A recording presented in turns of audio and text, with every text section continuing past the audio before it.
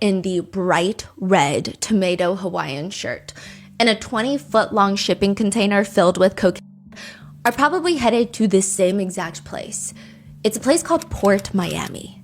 Welcome to this tiny floating piece of land in Miami, Florida, where half of it is like a giant international airport, but instead of airplanes, you have megaliners, cruise ships, ushering passengers on and off their cruises, making sure that they go through security, immigrations, customs. And then on the other side, you've got massive ships filled with shipping containers, sometimes, a lot of times, millions of dollars of illicit drugs being smuggled into South Florida, to the point where the vice admiral of the Coast Guard based in Miami has stated in public messages to the cartels, "We own the sea, not you. We will find you. We will hunt you before you harm anyone on our shores." That, coupled with the fact that it is one of the many busiest shipping ports in the United States, it's not going to be the most shocking thing when you see FBI agents, federal agents in Port Miami. I mean, they've also nicknamed Port Miami the cruise capital of the world. In 2025, the Port Miami saw, I believe, close to 8.6 million cruise passengers coming in and out of the port. It is one of the few cruise terminals that can handle multiple mega ships at once. I think they can accommodate 12 vessels at once, which sounds not like a lot, right? But then you realize that these mega cruise ships are essentially skyscrapers. Lay them down on their side, and there's just 12 skyscrapers from New York City lined up in the water, taking you out to an all-you-can-eat buffet out on the deep sea. And it's really cutthroat. They have something called the turnaround day. It's when a cruise ship disembarks one set of passengers, restocks, and embarks a new set of passengers within the span of 8 to 12 hours. And then sometimes out of the 12 megaliner spots that they have open, there could be like half of them that are doing a disembark day. So you've got 8 to 12 hours to get everybody off the ship. That alone can take 3 to 5 hours. Each ship, some of these big ones, they have 4,000 people on there, 4,000 passengers. That's not including crew. Wow. There would be about 70 to 80 massive truck trailers pulled up to the terminal to deliver provisions for the next trip. Sometimes you see like 30,000 pounds of just meat going into one ship. Near the end of November this year, there was one point where 10 ships were docked simultaneously, and they had more than 320 trucks coming in to help restock supplies for these cruise ships. But because of how many cruises take place daily and just the sheer logistics of being out in the water with as many good backup plans as a major corporation would have, which is never a lot of things go wrong on a cruise. And a lot of the times, it's the cruise's fault. And that's like a very bold statement. It's merely an opinion. And by cruise, I don't mean the crew. I mean the corporation, like the poop cruise. The Carnival cruise takes off. It's the Carnival Triumph, and it's a 4,100 passenger type ship. So there's a lot of people on board. This is their vacation. A fire breaks out in the mechanical room. All electrical systems are down, which means no Wi-Fi, no entertainment, no AC, no filtered air pumping through generously, no heater. But the most prevalent malfunction is the fact that there are no working toilets anywhere on the ship. Passengers' toilets are just buckets at this point until they start overflowing. This is the one that happened like last year or the year before? Yeah, a few years ago. There was a documentary that was released on Netflix. Right, yes. okay. So, I mean, they turned from poop buckets to just poop fountains. Poop fecal matter spraying into the staterooms, into the hallways, everywhere. It was likened to fecal lasagna floating on open seas. There's much more to the entire story with Carnival Triumph and Carnival trying to suppress the media attention. The cruise actually knowingly sailed past a fuel leak, which probably should have alerted them to something being wrong with the vessel. The whole poop cleanup itself cost $115 million. What? So if you're ever on Carnival Sunrise, just know that's the poop cruise. Dang. They renamed it, yeah. But it does make sense because I believe the vessel is itself worth closer to $650 million. Whoa. I mean, these are massive ships. And although, I would say that these are the most common occurrences. I will say that whenever a crime or a missing person on a cruise ship happens, it does make headlines for weeks. But it doesn't occur as often as I guess we are inclined to believe. Usually it's some minuscule variation of a poop cruise. Like typically these are the mishaps on cruises.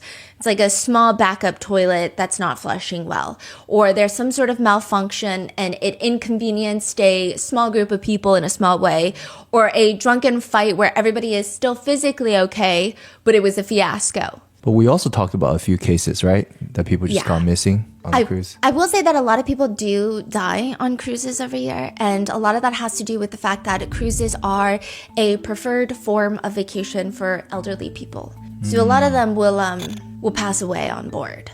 But it's not anything sinister or nefarious. And it's not like a shocking number. Yeah. But I'm still inclined not to go on a cruise just because I get a little freaked out. But it doesn't happen as regularly as we are conditioned to believe. But it does happen. November 8th, 2025, a small group of people at Port Miami, they see this small SUV drive up to the Carnival Horizon cruise ship that just docked.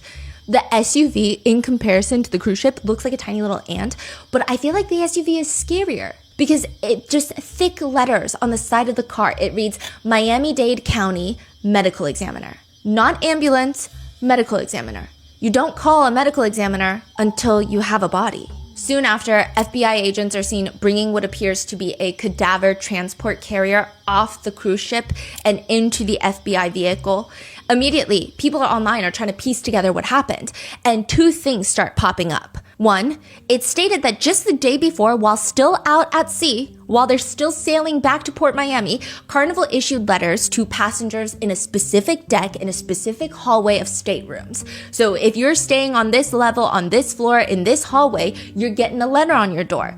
The letter reads, with the Carnival letterhead at the top, dated November 7th, 2025, Dear Carnival Horizon guest, we have made arrangements for you to have priority debarking on tomorrow morning. Authorities will be joining the ship first thing upon arrival to complete an investigation and will be in the area of your hallway. It could be noisy and disruptive, so we kindly ask that you be out of your stateroom by 7 a.m. We will have breakfast for you, Meridian DR Annex Deck 4, starboard side, and then our team will escort you off the ship ahead of other guests.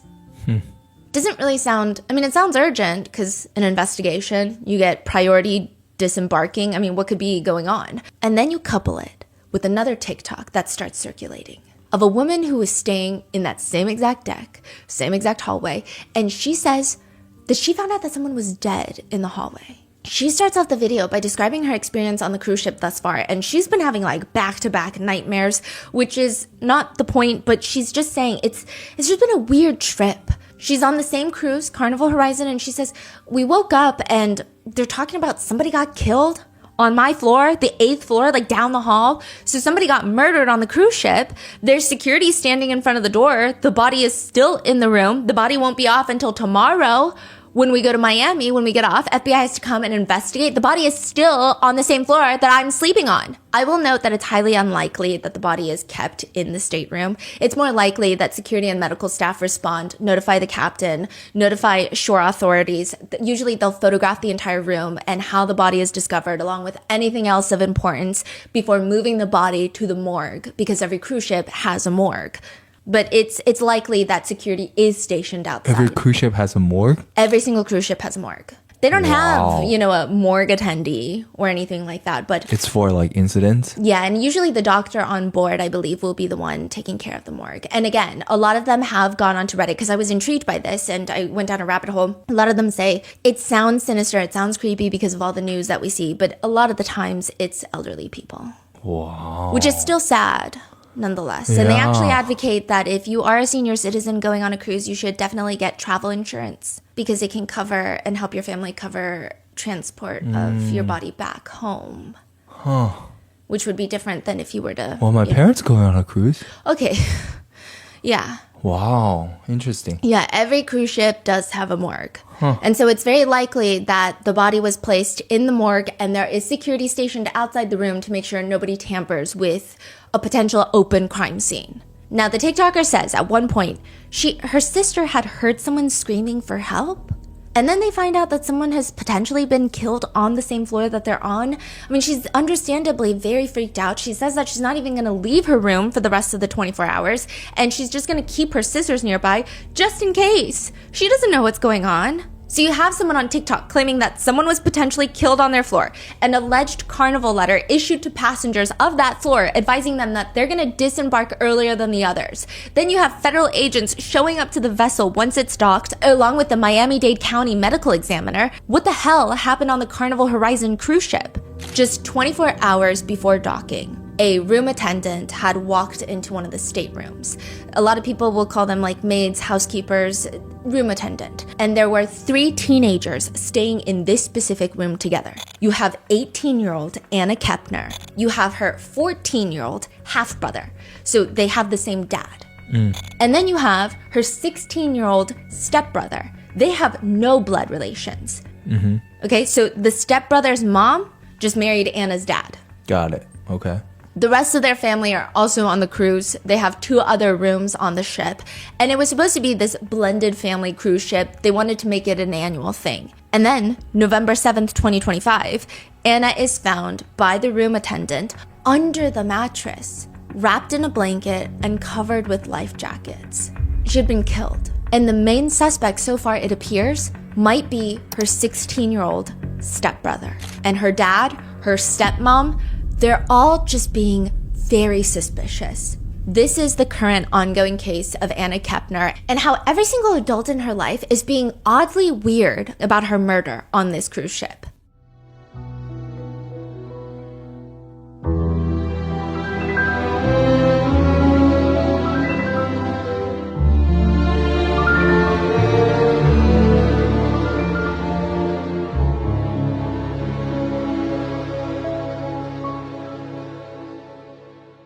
We would like to thank today's sponsors who have made it possible for Rotten Mango to support the Joyful Heart Foundation. They're working to transform society's response to SADV and CA and support survivors' healing with resources like education, advocacy, policy change. This episode's partnerships have also made it possible to support Rotten Mango's growing team, and we would also like to thank you guys for your continued support. As always, full show notes are available at rottenmangopodcast.com. Now, a few disclaimers. Today's episode involves themes of potential SA. Lots of minors are going to be mentioned. All of their names are going to be redacted. There is also a very crazy custody battle that's in the works, so please watch with caution and take breaks if you need to. Today's episode is also currently ongoing. I'm sure many of you guys have been following the news, the updates, the investigations, so this is going to be everything we know up until the release date of this episode. For updates past that, you can probably look for a pinned comment. I'm going to try to follow up as quickly as we get more developing news. No one has been found guilty in a court of law as of right now. I mean, these are all just allegations being shared by the police, the news, the media, and then some of them by the parents themselves. So with that in mind, let's get started. May 6, 2025, a message is sent from a woman named Chantel Kepner. Chantel is very important. Chantel is the stepbrother's mom. Chantel. She's the stepmom. Chantel the stepmom. Chantel on the ship? Yes, Chantel was on the ship. So this is 6 months before they get on the boat. Chantel is texting her ex-husband, Thomas. And there's going to be a lot of names, but I'm going to try to make it clear. Thomas, the ex-husband. Now, this text message reads, "Good afternoon. I wanted to give you a heads up that we have a family trip planned from November 2nd to November 8th. We'll be going on a cruise that departs from Miami and stops in Jamaica, Grand Cayman, and Mexico before returning to Miami. In order to move forward with the necessary travel documents, could you please send me your current mailing address so that I can send you the passport forms that need to be signed? And I'll include a prepaid envelope for returning them. Thanks in advance, Chantel." Chantel and her ex-husband, Thomas, they share 2 kids together. A 16-year-old son, the stepbrother, and a 9-year-old daughter. She's going to take them both on this cruise. And she wants permission because, that's how custody works. About a month later, the ex-husband, Thomas, he's still not sent the forms back. He just responds, "I'm not sure if I'm willing to sign the forms. I'm not okay with my kids going out of the country. Until we can find some common ground and set something up, I'm not okay with them leaving the state. Being that I have not talked to or seen my kids in so long, I will talk to my attorney and see what can be done. Maybe we can agree on something that benefits the kids having both parents in their lives." Chantel will take the kids on the trip anyway. And by the end of it, her 16-year-old son is going to be a suspect in the murder of Anna Kepner.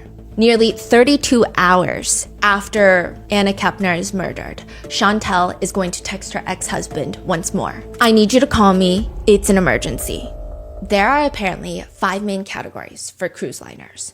You've got mainstream, premium, luxury, ultra luxury, and expedition, which expedition is essentially a cruise where you go through the Drake's Passage and end up in Antarctica or some other remote location. You're not really there for the all-inclusive buffets and the casinos. You're there for the thrill. You're there to jump out of a helicopter and see a penguin. Obviously, price point is going to be one of the main, if not the main thing about choosing which category of cruise liner you're going to end up on. So starting with ultra luxury, think Ritz-Carlton Yacht Collection, Seabourn, Silver Sea. It's intimate, perhaps only 200 to 750 guests on a boat. I imagine a much older demographic. I've actually heard of a lot of people who are like, I'm going to splurge and go on a honeymoon on one of these ultra luxury yacht trips, like the Ritz-Carlton. And by heard of people, I mean on Reddit. And they say that they regret it because you're just with a bunch of 60-year-old rich retirees and there's no fun. It's just a lot of fine dining. So that's the most expensive one. Yes, unless you're chartering a yacht, which is not really a cruise at that point. How much are those? Do you know? Yeah, so it really depends on how long you're going to be there. What's interesting about the ultra luxury trips is they never start and end in the same place. So you have to think about travel accommodations from the start position to the end position. That's weird. For example, Seabourn, 8-day trip in Japan, and then it ends in Hong Kong. Huh. Yeah. You have to fly back. You have to fly to Japan, and then you might not leave the same day, so then you gotta find accommodations, and then you have to find a flight from Hong Kong back to wherever you live. It's kind of weird. But for that, it depends on the room, $3,500 to $10,000 a person for an 8-day trip. The Ritz-Carlton is even worse, starting at $11,000 to $12,000 a person for a similar trip. And then a small step down from that would be luxury and small yacht cruises. Oceania, Viking Ocean, Windstar. Again, much smaller ships in general, a huge focus still on the food. Lots of focus on fine dining. These are the types of boats that are going to be like, we have a Michelin star chef on board.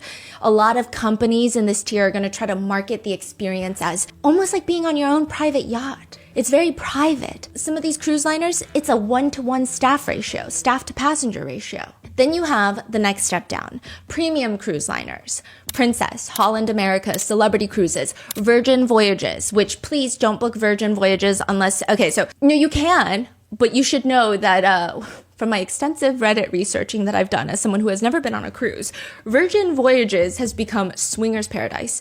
It's an adults only cruise line. Oh, but some people might be into that. Yeah. So I'm just saying, don't book it until you kind of know what's going on. Yeah. Even if you're not into it, I think it could be fun. I'm just saying you should be aware before you get on the boat. And then you just see like a bunch of upside down pineapples everywhere, which I believe is the symbol for swinging. Yes. I see. And then you have the Disney cruises, which are very expensive, much the opposite of Virgin Voyages, child focused, family focused. And then after that, you've got your mainstream or what they call mass market cruise lines. And these are your Royal Caribbeans, your Carnivals, and each company has a different energy. People say Royal Caribbean is a bit more laid back, but these ships, Royal Caribbean has the mega ships. When you see those pictures of a giant water park on the sea, it's a Royal Caribbean most of the time. When you see ice skating rinks in a ship, that's Royal Caribbean. Think about entire Six Flags amusement parks on a boat type of feeling. However, that's the most fun you're going to get out of Royal Caribbean. The parties are not going to be as fun. The casinos are not as hyped.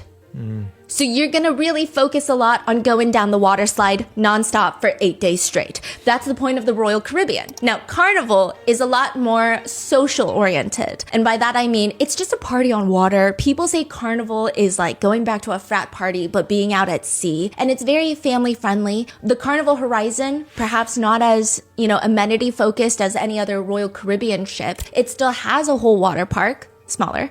IMAX theaters, they've got Family Feud live, they have other live performances, and this specific trip, the Carnival Horizon, so the Horizon is the ship name, is going to set sail from Port Miami, November 2nd. It's going to be at sea for 6 nights, going to Jamaica, Grand Cayman, Mexico, before finally returning back to Port Miami. all in all, 6 days at sea. I believe 2 of those are sea days. So you have port days and sea days. Port days is like when you're docked at the port in Mexico and everyone can get off the ship. They have activities planned by the cruise ship that you can purchase, or you can do your own thing in Mexico. But you have to make it back on time to the cruise ship or they will leave. They're so cutthroat about this. They don't care if you're a 5-year-old child, they will leave you. So you've got your sea days, you've got your port days. And it appears the very first day at sea is the infamous sail away party. This is like the most anticipated part of the Carnival Horizon. You have everyone on deck. There is a DJ, there's entertainment, everybody's dancing, everybody's singing, and there is a passenger who takes a video of everyone doing the Cupid Shuffle. And it pans around the deck and you see a teenage girl in a white shirt, black shorts, doing the Cupid Shuffle. This is not really a magnificent video. It's not spectacularly filmed. It's not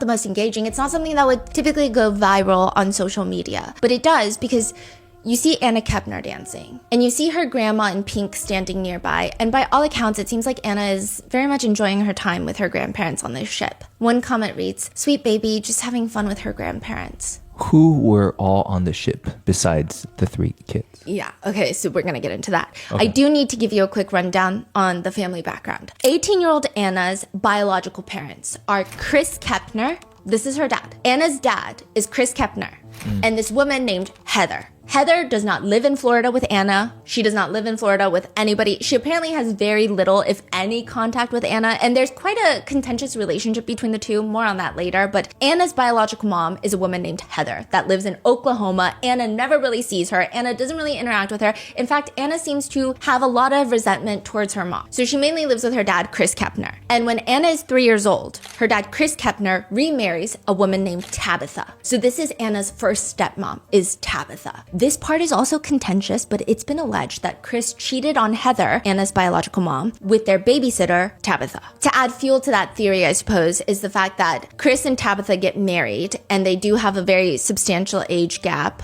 And so now Heather moves to Oklahoma. She leaves her biological daughter, Anna, moves to Oklahoma. Anna has a new stepmom. Tabitha then gives birth to Anna's first sibling, half sibling. This is September of 2011, which means Tabitha was very pregnant when she married Chris, actually. Wow. That's Anna's first half sibling. Then 6 years later, Tabitha and Chris have another child, a baby girl this time. So just another recap. Chris and Heather have Anna. They divorce. Chris marries Tabitha. They have a son. They have a daughter. 2 wives, 3 kids though, so far. Then Chris and Tabitha have a pretty nasty divorce where Tabitha gets primary custody of the 2 minor children, but not Anna. She's been Anna's stepmom since Anna was 3 to 16 years old, but she can't get custody of Anna, and Anna's, gonna turn 18 soon, turn into an adult soon. And then Chris remarries another woman named Chantel. Now, Chantel has 3 kids of her own from a previous marriage to Thomas. So these are going to be Anna's step-siblings. She's got an 18-year-old son named Andrew. Andrew is going to be very important later, but he's not on this cruise ship. I don't even think that Andrew and Anna really interacted much because Andrew stayed with his dad. So 18-year-old Andrew stays with Thomas. Chantel brings 2 minor children into this relationship. Her 16-year-old son, the main suspect so far, and then her 9-year-old daughter. Got it. Okay. So they get married. So this is where the custody gets a little bit complicated. Okay, I'm just going to give you an overview of all the children, and this is going to be organized in relation to when the children come into Anna's life. You have 18-year-old Anna, her 14-year-old half-brother from Tabitha, her 10-year-old half-sister from Tabitha, and now from Chantel, with no biological relation, she has her 18-year-old stepbrother Andrew, her 16-year-old stepbrother, and her 9-year-old stepsister. And just to clarify, not all of them live in the same house. When you're talking about who lives in the same house, you've got Chris Kepner, the dad, Chantel, the new stepmom. And because remember, Tabitha gets custody of the 2 minor kids, Chris just has Anna full-time. And then Chantel, 18-year-old Andrew, is with her ex, so she's got 2 minor kids. The stepson and the stepdaughter. 16-year-old, 9-year-old. So it's the 3 of them living under one roof. Got it. The 3 kids. But it's a 3-bedroom house. Chris and Chantel, they get a room. Chantel's 16-year-old son gets a room. And Chantel's 9-year-old daughter gets a room. So that's 3 for 3. And 18-year-old Anna is left sleeping in the dining room. She has partitioned it off a little bit to make it a little bit cozier, but it is a dining room at the end of the day. I thought it was going to be more of a dining room. Like, you know how if it's sectioned off with walls on each side and maybe there's an opening into the kitchen? But no, it's like right next to the kitchen. It's more so like a breakfast nook. So in another TikTok, you see bits of this dining room set up, room set up, but you have a lot of TikToks that Anna had posted where it does seem like, and this is obviously speculation, but it does appear that perhaps Anna really was excited to get out of the house soon. She was set to graduate high school in May of 2026. So she's 6 months away from graduating. She wants to enlist in the Navy. She's already taken a military enlistment test. She wants to join the Navy, become a K-9 officer. And there seems to be a lot of tension. I don't know who the tension is directed towards. There are some reports that she didn't like her new stepmom, Chantel, that she was complaining like, these are essentially strangers that moved into our house. I don't know these people. And now I just have to act like she's my new stepmom. There is that sort of energy. That's a report somewhere. Yeah, that is like a basically hearsay report. Okay. And then there are TikToks that she herself has posted where she expresses a lot of disappointment towards her biological mom for not being in her life and towards ex-boyfriends, but also just life in general. In one TikTok, it's just a photo slide of 3 pictures. And the first one says, a glow stick has to break before it can glow. You swipe. So I broke, swipe, and now I'm wondering if I'll ever be able to glow again. Another one with the caption reads, having a good heart will only get you hurt in this generation. So it seems like Anna's going through a lot. Some people categorize it as teenage angst, but I will say, I think the people around her, the adults in her life, are pretty shit people. And that's not an implication of guilt. I personally think that they're not great. Really? Yeah. November 17th, 2025, over a week after the cruise ship docks in Port Miami, a post starts circulating on X. It's from a man named Martin, and Martin writes, I need everybody's help on this. If you haven't heard this story, then you have been living under a rock. This is my niece, Anna Kepner. She was 18 and was on a cruise ship with her dad, stepmom, and the family members. I cannot stay silent about this matter any longer. The stepmom's son killed her, stuffed her naked, beaten body in a sheet, and stuffed her under a bed and covered her with life jackets, then slept on the bed like nothing happened. He told his mom when no one could find Anna on the ship, so yes, they know who did this, and it sickens me that the father, Chris, remains silent about it. Please pass this on till maybe it gets to somebody that can do something about it. If nothing is done, it will all come out on the 20th. At least, that's what the stepmom has said after threatening family if they talk before they're going to be banned from the funeral, the remembrance of life for Anna. Please pass this so my family can get closure and the people who did this and lied and stalled to tell the rest of us what happened when it did. Now you just look guilty of a cover-up. Martin Donahue is not just a random nobody. Martin Donahue is Tabitha's brother. And Tabitha was Anna's stepmom from when Anna was 3 years old to 16 years old. I mean, she's been like the primary mother figure in Anna's life. I couldn't find any post of Anna talking about her stepmom specifically or what their relationship was like, but it seems like nothing alarming or contentious about it. I mean, they share half-siblings. Anna shares half-siblings that are Tabitha's kids, and she loves her half-siblings. So it seems like they had a healthy relationship, and this is Tabitha's brother saying something's going on. My niece was killed, and her own biological father is being silent about it. At this point, isn't the police investigating? Yes. So what is he, I think right when the cruise ship docked and FBI showed up to the ship, a lot of Anna's close immediate family members, they were posting like very vague statements of Anna's passing, just talking about how she will be remembered, how she was Anna Banana, how she was bubbly and wanted to be a K-9 officer and always loved Georgia Bulldogs and wanted to go to UGA. It was She's from Atlanta? No, so she's actually from Florida, but she want to go to UGA? Huge Dogs fan, yeah, apparently.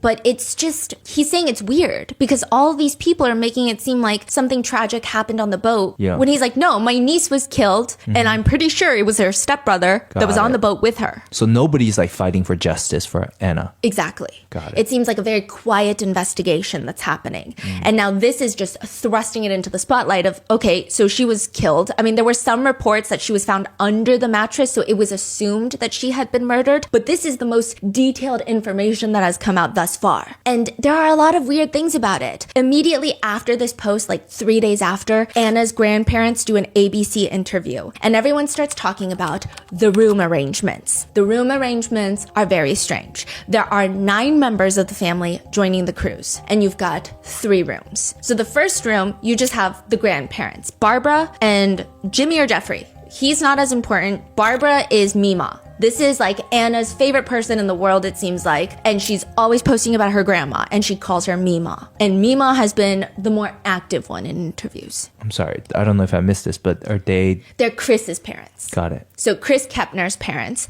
grandma and grandpa, are in one room. So that's 2 out of the 9 family members. Now there are 7 family members left. The second room, you've got Chris, Kepner, and Chantel. And then you have their 2 youngest daughters from separate marriages. So you've got Chris and Tabitha's 10-year-old daughter, and then you have Chantel and Thomas's 9-year-old daughter. So that's 4 of the 9. Now, there's only 3 family members left. You've got 18-year-old Anna, Chantel and Thomas's 16-year-old son, and Chris and Tabitha's 14-year-old son. So you've got Anna's 14-year-old half-brother and her 16-year-old stepbrother. The only child not included in the cruise is 18-year-old Andrew from Chantel's previous marriage, who stays with his dad. Got it. But everybody else is on this cruise. So people didn't like this room setup, or? Yeah, people do not like this room setup. It's a weird... Okay, I mean, when you do look into the room, it's not like they're sharing beds. The room seems like it has 1 bed on the ground and then 2 bunk beds on top. So these cruise ships, they pack people into these rooms. So you've got 1 bed where it seems like Anna probably slept in that bed, and then 2 of the Pullman bunks, it seems like both the boys slept in that one, the 14-year-old half-brother and the 16-year-old stepson. Okay. But it's just, I'm not a parent, but I probably would not do the room arrangements like that. It's very weird to have an 18-year-old girl and a 16-year-old boy who have maybe known each other for 2 years, have no like blood relations, staying in the same room. People thought it was very odd. Because, okay, Anna and her half-brother, nobody thinks that's odd. And they grew up together. Whereas this boy, I mean, Anna just met this boy like 2 years ago. Yeah, I see. So there is a lot of just weird, and I'm sure there are many healthy family dynamics where this could have worked out perfectly fine, but clearly this was not one of them. So there's just a lot of uncomfort, and a lot of people, a lot of parents have been sounding off in all the comment sections of how they personally would have handled it. And it seems like most parents are in agreement like this would have never happened in their house. You should at least have an adult in there. It almost seems like they put 18-year-old Anna in there as the adult. I mean, I can get really technical with it if you're interested, because I was even trying to take a poll of what a lot of parents in the comments were saying. So the first one was, a lot of people thought either Anna should have been placed with her grandparents. But then the problem that the Kepners would have had is that you can't put a 16-year-old and a 14-year-old boy in one room. You need to have some sort of adult. So it seems like a irresponsible choice from the adults involved. So it seems like the best solution would have been Anna to be with her grandparents, and then they should have figured something out with the 2 teenage boys. And then the second option would have been that Anna gets her own room, and then maybe the boys are with the grandparents. And then the third option that I saw pulled a lot was like, if you're taking 9 people on a cruise and you're budgeting, you just have to split up. So they were saying you should put Chris Kepner, the dad, with the 2 boys, and then you should put Chantel with the 2 young girls, maybe Anna, and then the grandparents can get their own room. But it just seems like maybe Chris and Chantel were very selfish about the room organization. It was just a weird room organization. No parent really thinks that this was okay. I see. Yeah, I think the only parents I see in the comments that are saying, oh, this is perfectly fine, they seem to be from a much older generation. I don't know how that affects it, but it's very interesting. Now, even Anna's own grandma states to ABC, whatever happened in that room, the only person responsible is the person that was in the room with Anna. According to Anna's death certificate, Anna Kepner died by mechanical asphyxia by another person. It has been widely reported that she appears to have been held in a bar hold, and this is even reported by her grandmother. This is her theory and hypothesis of how Anna was killed. You take the elbow like this. They said when they took her body to the medical examiner's office, it was in perfect condition. There were reportedly bruises on the side of Anna's neck. And a bar hold, if you're unfamiliar, is when someone wraps and holds your neck in the crook of their elbow. Anna's grandparents are stating that she was not found beaten. There were bruises on her neck from the asphyxiation, but it's not like Martin Donahue's ex post where it says that she was beaten up. There was evidence of SA and all of these other things. Anna's family is refuting that. They're saying, actually, no, there was no signs of drugs or alcohol in her system. There was no signs of SA, but yes, she was killed, basically. So it doesn't show she had been SA'd on the certificate. The death certificate does not show, but this is not her autopsy. I see. Right. You're right. Anna's grandparents, who she's been really close with. I mean, they might have been some of Anna's favorite people in the entire world, and more on that later. But they do an interview with ABC, like I said, days after Martin Donahue's social media post. And the grandma says, she was found concealed under the bed. I was told that she pulled back the mattress and found Anna. The FBI contacted my son and family and told us her cause of death was asphyxiation. They said when they took her body to the medical examiner's office, it was in perfect condition. Anna's grandparents further tell ABC News that there were no signs of SA, drugs, or alcohol. And as for the social media conversation of the stepbrother, the 16-year-old stepbrother being the suspect, Anna's grandparents say, he was in a room with her. He was the only one seen coming and going. So I can't accuse him because I don't know what happened in that room. But the summation would be that he did something. Anna's grandma, Barbara, says that she actually sat in on the 16-year-old stepbrother talking to the FBI agents. And he told the FBI agents he doesn't remember what happened. And here's where it gets so weird. Anna is Barbara's biological grandchild. She's known Anna since she was born. And the 16-year-old stepbrother probably entered grandma's life 2-3 years ago, max. But grandma believes the 16-year-old stepbrother that he doesn't remember anything that's happened. She believes him. She says he was an emotional mess. He couldn't even speak. He couldn't believe what had happened. She says about their relationship, they were just like brother and sister. He was a good student, played soccer, very quiet young man. He had demons, I think, in his past that he was trying to deal with those. She ends the interview with a statement. I hope that we can heal. Whatever happened in that room, the only person responsible is the person that was in the room with Anna. Why she keeps saying that? Yeah. I mean, but she says she believes that the brother doesn't know what's going on. What? Yeah. Now, as for what justice looks like for her, because she's asked that, she says, whatever the law says. I'm not going to advocate for anything more or anything less, and that will be for the courts to decide. A lot of netizens find it odd that the grandparents sound like they have so much sympathy for this 16-year-old boy that they probably hardly know, and maybe we are just evil, sick people, and we would want this 16-year-old to be arrested. But it doesn't even just seem like, oh, well, he's 16, so we should take that into consideration, but we still need absolute justice for my granddaughter. I want to know exactly what happened and why it happened and how it happened. I want to know everything, and I want to make sure that society is protected from this child who could maybe be charged as an adult. It's not that energy. It's kind of weird. It's just very calm.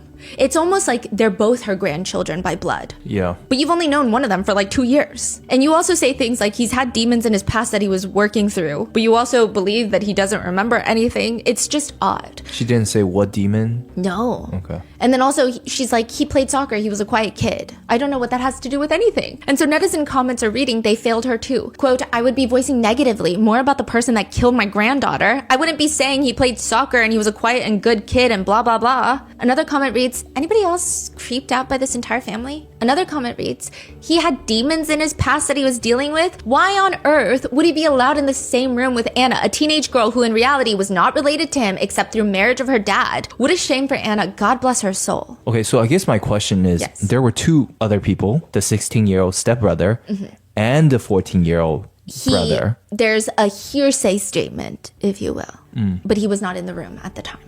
Anna's grandmother ultimately states, I can't accuse him because I don't know what happened in that room, but I believe to him that is his truth. He was an emotional mess. He couldn't even speak. He couldn't believe what had happened. To which people are commenting along the lines of, he couldn't even speak because he was traumatized or because he was exercising his right to remain silent. People also don't like the fact that the grandparents intentionally described them as being just like brother and sister, which people are saying to say that almost indicates that they were not just like brother and sister, not indicating that something nefarious was happening, but like it's a very odd thing to say. Rather than something generic like they got along well. They were adjusting well to being a blended family. They shared the same sense of humor. Chantel, the stepbrother's mom, later in a slightly unrelated court hearing, she does confirm that the FBI they believe that her 16-year-old son is a suspect in Anna's murder. What does unrelated court hearing mean? Okay, we're going to get into this whole court hearing in a second, but Chantel and Thomas Hudson have 3 kids together. Yes. Andrew, 18-year-old Andrew, is with Thomas Hudson. Chantel had 16-year-old son and 9-year-old daughter in her care. After the cruise, 16-year-old son is sent to a third party to stay with them. 9-year-old daughter is still with Chantel. Thomas Hudson does an emergency court filing for custody over the 9-year-old daughter. He's like, oh, no, like your stepdaughter died on this cruise ship that I didn't want you guys to go on. And our son is a suspect with the Federal Bureau of Investigations. I want my 9-year-old daughter in my primary custody. So there's this emergency court filing. There's 2 different hearings, and it just becomes half about custody, half about the cruise. Interesting. That's why we're getting a lot of information about this cruise when typically the feds are very hush-hush about things. And they're hush-hush. They haven't said anything themselves. But through a custody battle. Mm-hmm. Wow. And it's very likely that it's because the custody battle is happening in Florida that we're getting this much information. Florida has one of the more relaxed laws about family courts and custody battles being public information. So states have like different regulations for that, but Florida is a little bit more open. Wow. But it's in this custody hearing after the cruise ship that Chantal is like, I mean, the 3 of them, Anna, my 16-year-old son, and Anna's 14-year-old half-brother, they're like the 3 amigos. That's literally her words. 3 amigos. They're best friends. Did they all get along? Yeah, the 3 of them are like the 3 amigos. They're best friends.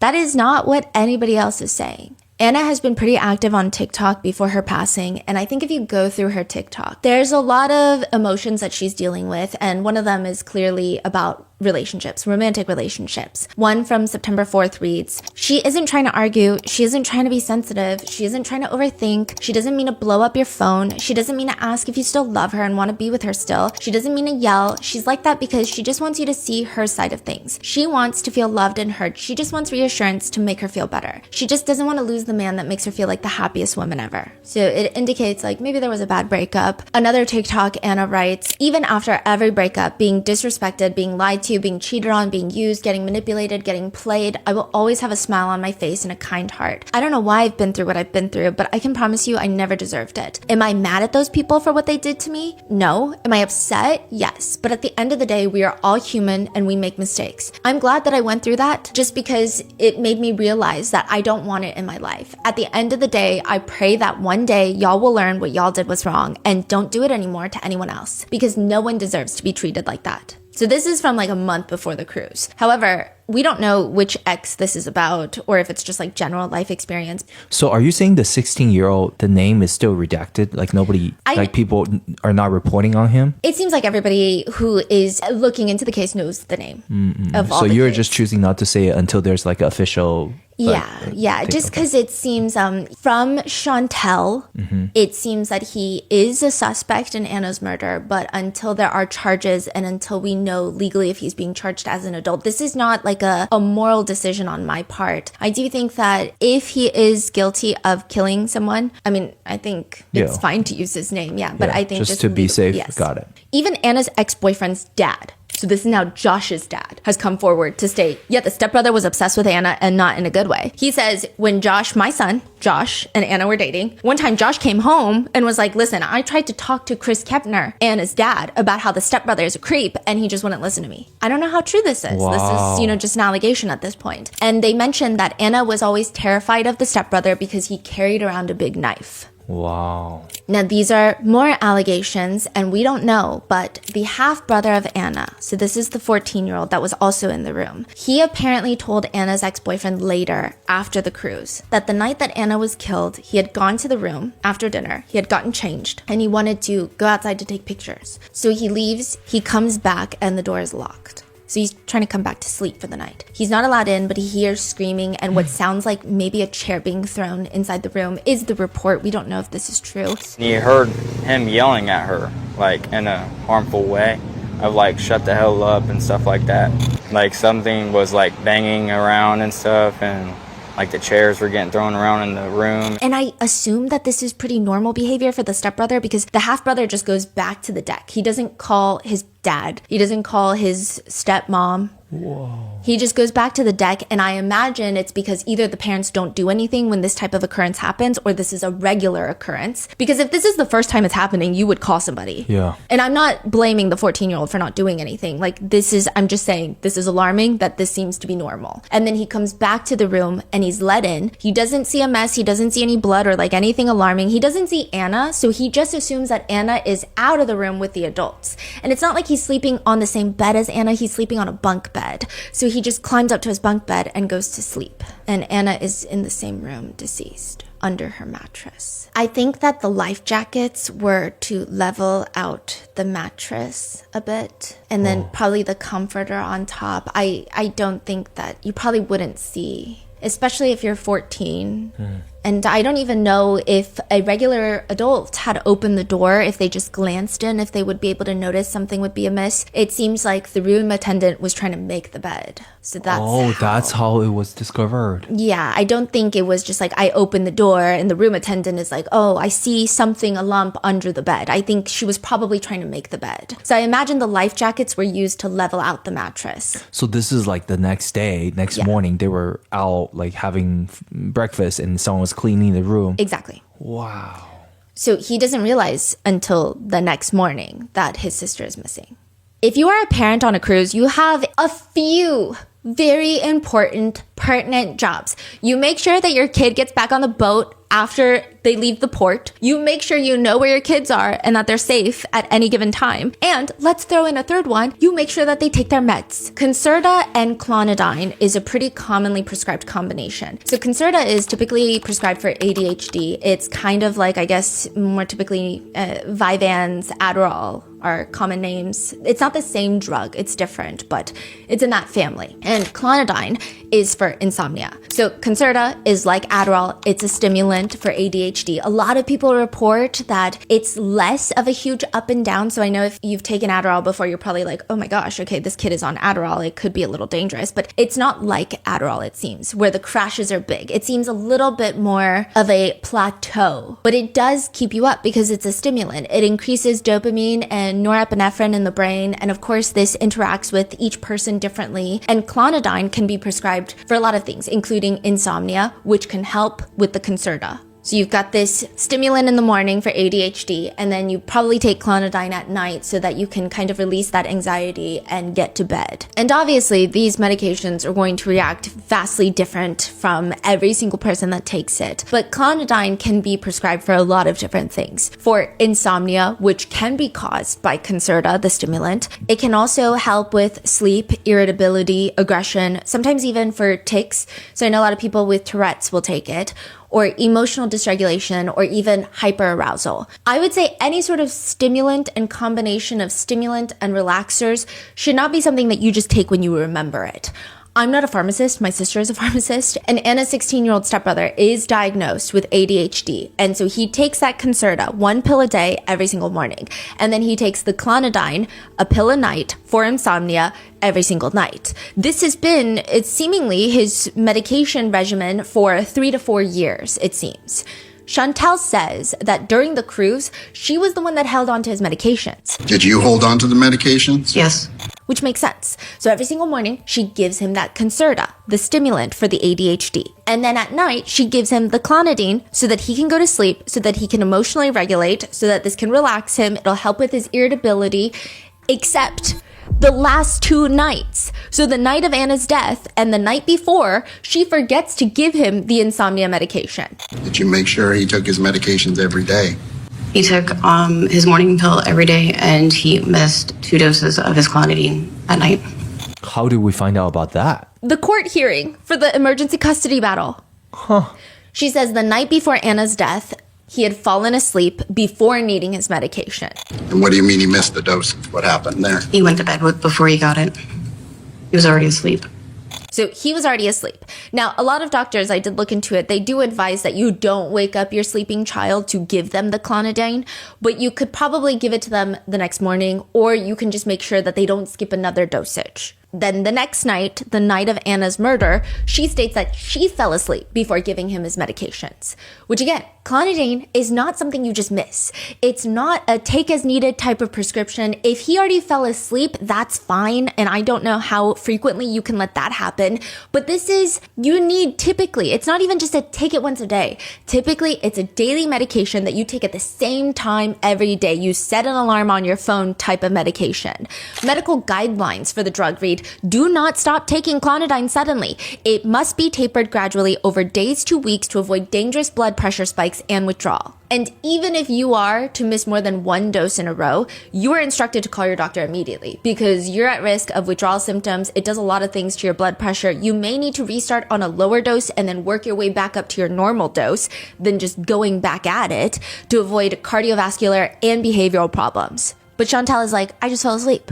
And I don't want to speculate, but I do imagine that if the 16-year-old stepbrother is eventually arrested and charged for Anna's murder, and potentially there is a trial where he is even tried as an adult, I would imagine that it's highly likely that the defense attorneys would use this as some sort of argument. Because with clonidine withdrawal, you're expected to feel high rates of irritability. Your behavioral issues are going to be exacerbated. It's just not going to be a good time. Just like any drug withdrawal, it's not going to be a good time. Does that mean that you're not in the right state of mind and that you are unable to think and make conscious decisions? Probably not, but it seems like something that they would probably use in this hypothetical situation. It's speculated, even by Anna's grandparents, that Anna was killed in that bar hole.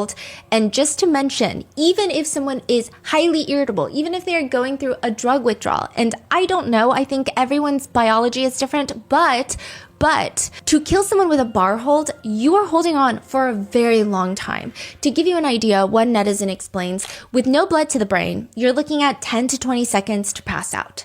But it would still take another 4 to 5 minutes for serious brain damage or even death. Notably, with these types of chokeholds, where you are physically restraining oxygen from entering a person's brain, consciousness will be regained pretty quickly as you let go. So let's say they fall unconscious after 30 seconds. If you let go, it's more likely that they're going to regain consciousness very quickly and not die. So it's very unlikely that you can choke someone for 30 seconds and then they die, unless there's some sort of pre-existing condition already there or other circumstances we don't know about.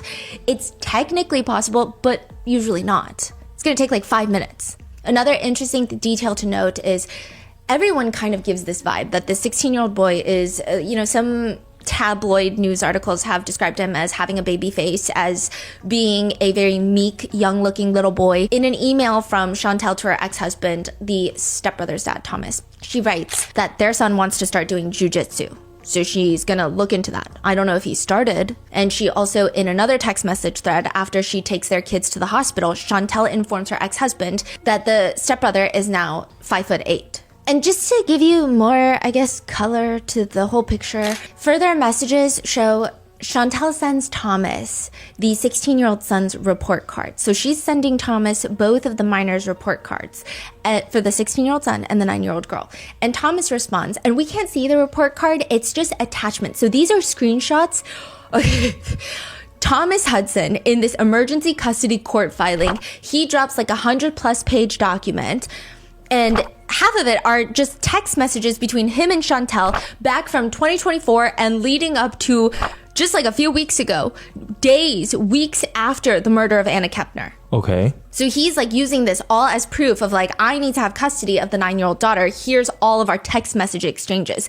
This I've never really seen happen in a lot of cases, because you'll find out after, usually the indictment is when you get a lot of information. And then you're going into trial. There's a lot of court hearings. There's other news. There's the investigators will talk. They'll do interviews. And that's how you gather information before a trial starts. But this is so bizarre to have text messages this early on in an investigation where someone has not been charged nor indicted is pretty rare. Interesting. So there's a bunch of text messages and it's just screenshots. So we don't see the attachment. We don't see the 16-year-old son's report card. But if you see Thomas's response, it's interesting. He says, what can we do with our son? I'm glad his grades are passing, but attendance and no respect? Have you talked to him? So it seems like the notes on the report card say he has attendance issues and no respect. Chantal responds, according to his teachers, there have been no concerns about respect or behavior. His grades are good and most are close to B's. I haven't received any reports indicating an issue. Thomas responds, in his report card, it says it in the notes, along with his attendance and number of other things. That's why I asked. To which Chantel responds, please reread the report card. It notes that he is very respectful and there's nothing negative stated about his attendance. I've already discussed with him the importance of keeping up with his homework. So we don't know who's lying, who's misreading, who's very misinterpreting. Yeah. Thomas doesn't respond for 2 days, and then it's about an unrelated matter when he finally does. But it would appear that, if anything, the 16-year-old stepbrother has the physical capabilities of killing his stepsister. We just don't know if he did it. Chantel states later that the last time she personally saw Anna Kepner was the night before. She says this is around 6:30, just before 7, and quote, they were all headed back to their room as far as I know. Do you know whether or not was present in the room as well? They all were headed back to their room, as far as I know. So she's indicating that Anna, Anna's half-brother, and the stepbrother are heading back to their room. And here's why I think this is weird. Chantel also states that her room is across the hall from the teenagers' room. She sees them all head back to the room. And then she herself goes back to her room at 7:30 p.m. She does not go check up on the teenagers. She doesn't even give her son the medication. She just goes to sleep.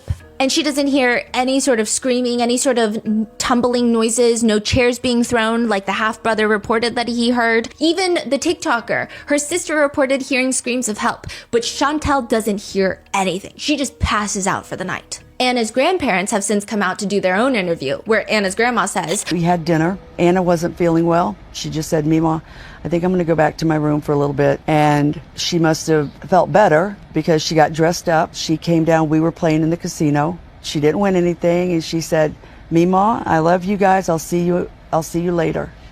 And we never saw her again after that. So you got Chantel's story where she's saying, I saw my son, I saw Anna and her half-brother all go to the room together, and then I went to sleep. And then we have grandma saying, oh, at the dinner, Anna left because she wasn't feeling well. And then later, we saw Anna in the casino because Anna's 18, she can be in the casino, and she was just hanging out, and then she left before we did. That's the last time we saw. Both of those things could be true. None of those things could be true. It's just a little bit different. So did Anna go back alone because of her braces, or did they all go back together? We don't know. Anna's grandpa says the next morning after all of this, he's out there grabbing bingo cards. He's starting the morning with bingo cards. And he hears over the loudspeakers that there's a medical emergency in the stateroom that Anna is staying in. So he starts freaking out, and the rest of the family, they already seem to know that something isn't right because they're eating breakfast. Grandpa's not at breakfast, apparently. He's getting bingo cards. Everybody at breakfast is like, where is Anna? Where is Anna? And the half-brother is like, I don't know. I didn't see her when I went to sleep last night. Everyone's like, we haven't seen Anna. We haven't seen her when we woke up. The half-brother's like, I didn't see her when I woke up. I thought she was coming. I thought she was already out here somewhere. So they start freaking out and they start searching the boat for Anna, but they don't go back to the room to search for her. So it might be because maybe the half-brother had indicated he didn't see her that morning, so that makes sense to not search that. And I guess you might be more scared of other people on the boat, other strangers on the boat, like creepy, older predators on the boat perhaps, than someone in the room. So they start searching this boat. I don't know where they go, but they hear the emergency intercom for the medical emergency because the room attendant had gone into that room to make the bed and to clean up, and she finds Anna's body. So they all run back to the stateroom where the teenagers are staying, and that is where Anna is found. Anna's grandma says that she just keeps screaming. She says, I couldn't stop screaming. We don't know really anything else. We don't know the exact time that Anna got back to the room last night. We don't know the time that the stepbrother went back into the room. We don't know when Anna's half-brother went back into the room. We really don't know anything. But if Is there cameras? There are, and it seems like something, I imagine the kind of information will be easy for the FBI to determine and verify, but it's very odd that everybody's description is like a little bit different. Yeah. And again, they could all make sense and they could have all been true. Maybe we're just not getting it. Maybe it's not explained in a way where it feels as cohesive as it could be. And you said this, nobody has been arrested. And this happened like, what, weeks ago? November 7th. Months. Whoa. Yeah. Huh. There are speculations as to why. Like really crazy speculations. Big theories. Conspiracies, I would say. Which we'll get into. Because you'll see once I read you more text messages, it's a little weirder. And the reason that we know so much about this investigation so far, because it probably would have been just radio silence up until this point, is because of the custody hearing. The 100-plus page court filing that was done by Thomas Hudson against Chantel Hudson, and the fight for the 9-year-old girl that is right now in Chantel and Chris's care. And there's this very revealing text message inside of this entire document where Thomas Hudson last year had texted Chantel, "I kept my mouth shut when you told me that you can't jeopardize your marriage for helping your son." And it seems like they're referring to the 16-year-old boy, the 16-year-old son. What could that mean? I don't know. Jeopardize.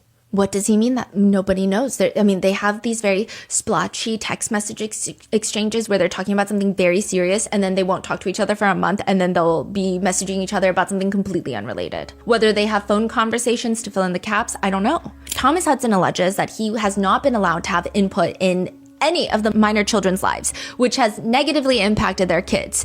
He states now the stepbrother is, quote, "The 16-year-old child is now a suspect in the death of the stepchild during the cruise." Then it continues on a later page, "The 16-year-old's future has been put in jeopardy because of the choices made by the respondent, Chantel." Thomas Hudson believes and states that now the youngest child, their daughter, is, quote, "at immediate risk of abuse, abandonment, or neglect." However, Chantel is arguing the opposite, that Thomas Hudson is a very bad person to place minor children in the care of, stating that the children themselves have been terrified of him since even beginning of 2024. Her attorneys argue at a recent hearing that at one point Thomas had trackers on the kids. He came to the minor children once yelling and screaming at them to get their ass out and come see him. Quote, "He arrived at the respondent's residence and started screaming and yelling to the other two minor children to get their ass out there to come and see him. He was very vulgar and rude with them. And so there was a natural fear that these children had about going there." Chantel and her attorney allege that if anyone is alienating any of the children from their parents, it's Thomas. That he has not allowed Chantel to have any access to their eldest son, Andrew, who is now 18 years old, by the way, but he was 17 for the longest time. She claims that they were not allowing her to see him. Chantel's attorney argues Thomas is in violation of the very agreement that he's accusing mom of being in violation of. You cannot ask to hold somebody in contempt of an order that they're not themselves in compliance with. But more than that, both of them have agreed to place the 16-year-old son in the care of a third party. So Chantel argues, how can their daughter be in danger from her 16-year-old brother if he's not even in the house anymore?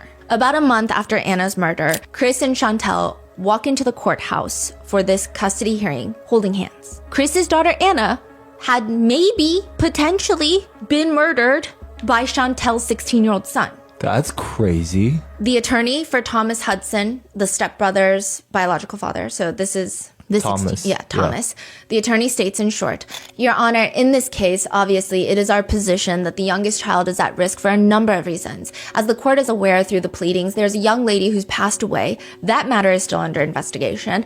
That was not my client's child, but the stepchild of the mother in this case. And the remaining 16-year-old is now a suspect in that case. So this is how we figure out that the 16-year-old is a suspect. The FBI doesn't tell us. The court hearings tell us. The mother took the children both on a cruise against my client's wishes.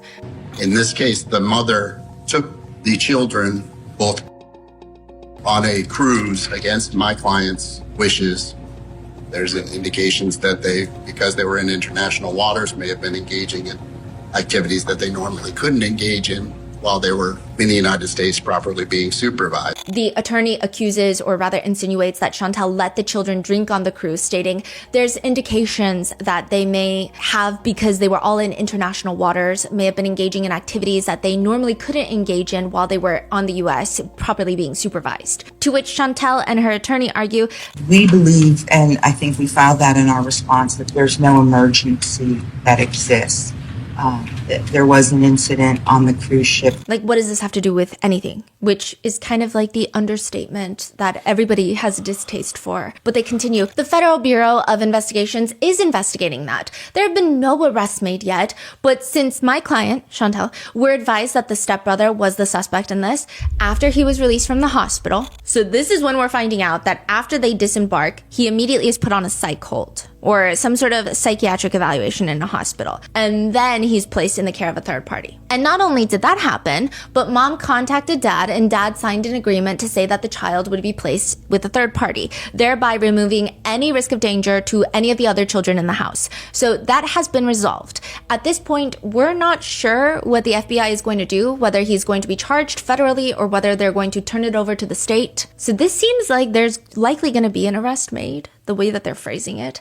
I feel like if they were more confident that he was potentially not guilty, the word usage would have been much stronger. Like, everyone's a suspect. Doesn't mean anything, okay? But instead, it's like, we don't know if he's going to get charged federally or in state. It's kind of like, okay, we're getting a little bit of information of how this case is being handled behind the scenes, and it seems like something might happen soon. Chantal also disputes the idea that the children were drinking alcohol, stating, Do you know if the children, based on being in international waters, could I drink alcohol? No.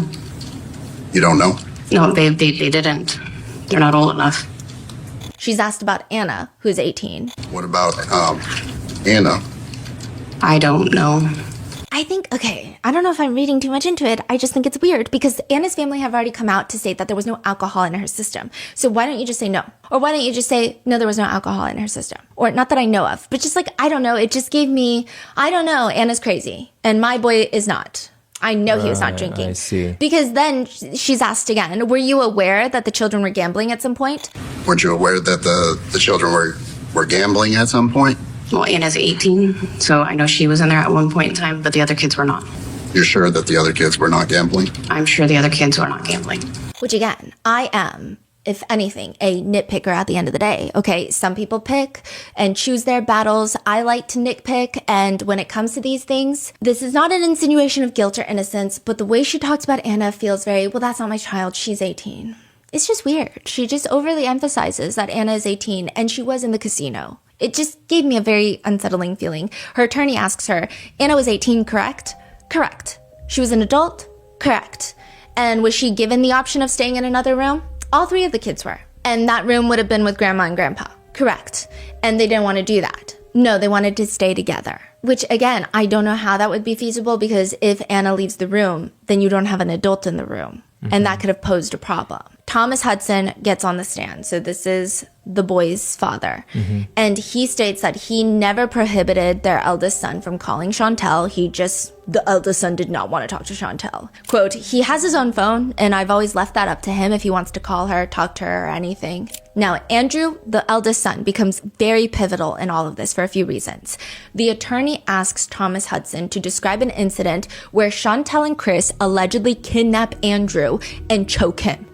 What? The attorney states, Andrew, will testify about the restraint that happened by Mr. Chris Kepner and by Chantel. Basically, they held him in the back of the seat. Christopher Kepner had reached back and had his head pinned against the back of the headrest, and there's photographs to show neck damage. Wait, Andrew testified? What is happening? Andrew does testify. He gets up on the stand, and he is 17 when Chantel and Chris get married, and they move in together. Chantel is trying to take all three kids with her. But Andrew's 17 and he bargains with his mom. He's like, I want to stay back because not only are you just moving in with this like man and all of his kids, I want to stay in the high school that I've been going to with the friends that I'm about to graduate. I'm a senior. Like, this is crazy for me to move to a different county right when I'm about to graduate. So he convinces Chantel that he's going to stay with Thomas. And then eventually, I think at one point, he explains to Chantel that even after graduating high school, he might want to stay with his dad. And that is when, according to Andrew and Thomas, shit hits the fan. He's asked, how did your mother respond to that? This revelation that you want to stay with your dad even after graduating high school? She said that this is what she was afraid of and that this is why she didn't want me staying over here. Fast forward to the incident on April 22nd, 2024. Do you roughly remember that day? Andrew says, yes. What happened on that day? I was called up to the front office and I really didn't know what was going on, so I came up without my stuff. I realized my mom was there to pick me up, so I had to go back to my classroom and grab my stuff. And when I walked out to the car with them, they asked for me to give them my phone, and they powered off my phone and then told me... Let me stop you right there. Did you have any knowledge or idea that your mother was going to school to get you on that particular day? No, sir. Were you surprised that you saw your mother? Yes, sir. Was Christopher Kepner there as well? I don't remember if he was in the office at the time, but he was in the car. He says once he gets into the car, they take his phone, they power it off because he has Life 360, which means his dad can see his location in real time. But if the phone is off, you cannot see the location. Andrew says, I was going to try to text my dad, but I couldn't because they had my phone. I couldn't communicate with anybody. He's asked, did you want to go with your mother and Christopher Kepner on that day? No, sir. Was that against your will? Yes, sir. Which again, I have a lot of reason to trust Andrew, not just because Andrew is stating it, which I do think that I should trust that to a great degree, but also because there are emails from Thomas Hudson to Chantel that read, "I don't think you understand what you put him through," referring to Andrew. I was hoping we were making steps in the right direction. Of course he's comfortable to go with me, but not with people that forcibly took him against his will. Chantel does not immediately refute this over the messages. And Thomas continues to say that it's very hard for Andrew to spend time with his siblings. It's already hard enough for Andrew to see you, who he feels very uncomfortable with because you, his mom, basically tried to kidnap him, but he definitely doesn't want to see Chris, who also tried to kidnap him. And like, what the hell does Chris have anything to do with it? Chris has nothing to do with Andrew. Thomas writes to Chantel, "I meant Chris being there in general is what Andrew doesn't want. It's rough enough on him with you there." So they're arranging for the 3 siblings to hang out. But, Thomas is saying Andrew doesn't really like seeing you. He definitely doesn't like seeing Chris. So it's just rough. Why does Andrew dislike Chris so much? The attorney asks Andrew in court, "So what happened once you were in that vehicle and they took your phone?" I gave them my phone. They powered it off. They told me where I was going, that I was going to start school over there, which was against everything we've talked about. I told them, no, I wasn't. And when we tried to come to a stop, I had tried getting out. What was your intention of trying to get out of the vehicle once it came to a stop? Trying to get out of the vehicle so they couldn't take me away from everything. And then what did Chris Kepner do at that point? They had held me against the seat, and he put his arm around the back of my neck, holding me up against the front seat. She held me there as well. He's in the back seat, and they put his head up against the front seat headrest. They were also in the back seat? They had gotten out. Wow. Was your mother still in the front seat, or did she go to the back seat? At that time, she had crawled to the back seat and started holding me. And then Christopher Kepner, what exactly did he do with his arm? He put his arm around my neck, pushed me up against the front seat. And did you remain conscious the whole time, or did you black out? I believe I blacked out once or twice on the way over there. This is, eventually he does make it back to his dad's, but Chantel says that's not at all what happened. Chantel's version of the story is, Andrew was just being dramatic. He jumped out of the car because he wanted to be with his girlfriend that, goes to that high school. And this is like a boy in love. It's not an abusive, violent situation. Who jumps out of the car for no reason? In an email from Chantel to Thomas, she's trying to invite Andrew, their eldest child, to SeaWorld with the other kids. So he's like, the younger minor kids want to go to SeaWorld and they want their older brother there. And I don't know why this irks me so much, but it does. Chantel responds, "We have church tomorrow. If Andrew truly wants to see Redacted and Redacted, we will be at Aquatic next Saturday and we'll gladly give him a ticket in." I don't know why. It's like, that's your son. Gladly give him a ticket in. It's just weird. Her energy is just weird. And Thomas is so much more focused on the fact that Chris is going to be there, understandably so. So he writes, "Okay, Andrew doesn't want Chris there. Will that be a problem?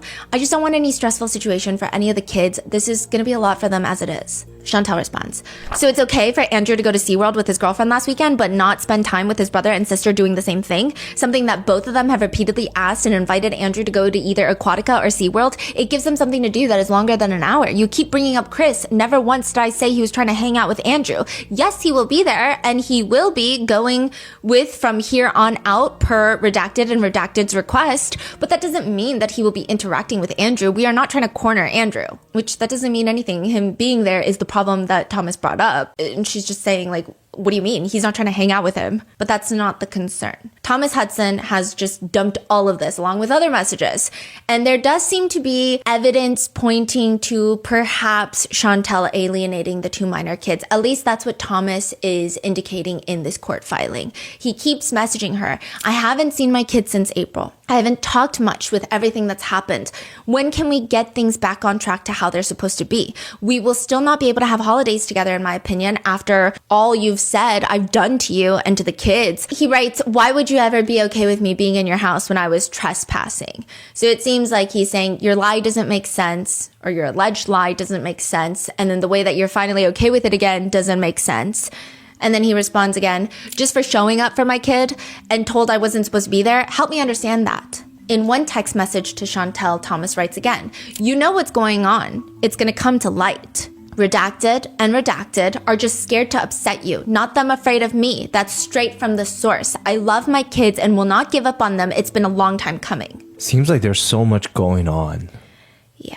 Right. Okay, so Chantal, I don't know if there was a phone conversation or what, but she just ignores that message and she responds, please let me know if you will not be paying child support this week. Redacted 9-year-old daughter wants to go get her Halloween costume. Just trying to figure out if I can swing it this weekend or need to wait till next. Thomas responds, I'm going to hold back on child support and go through the courts, or until things get back in session, I'll be holding my payments. So I just want to clarify that you are withholding child support. You have made it clear that our set in place parenting plan is no longer valid to you. So I'm going to be going through the proper channels to get things done properly moving forward. So he's saying, I'm not going to pay you child support if I can't even see my kids, which is what we agreed upon. And this is, from October to December 2024, it seems like Chantal is mainly ignoring Thomas and all of his pleas to see the minor kids. He's asking to drop off their birthday presents, at least talk to the youngest daughter for her birthday.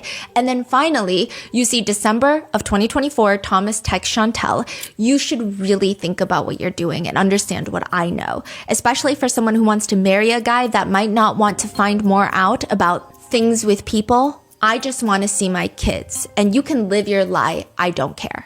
Wait, say that one more time with the marrying a guy who wants to find out things? Yeah, what? I will say a lot of their messages don't make sense, and their grammar is not spectacular at all, but that's what he writes. Especially, what is he implying? I have no clue.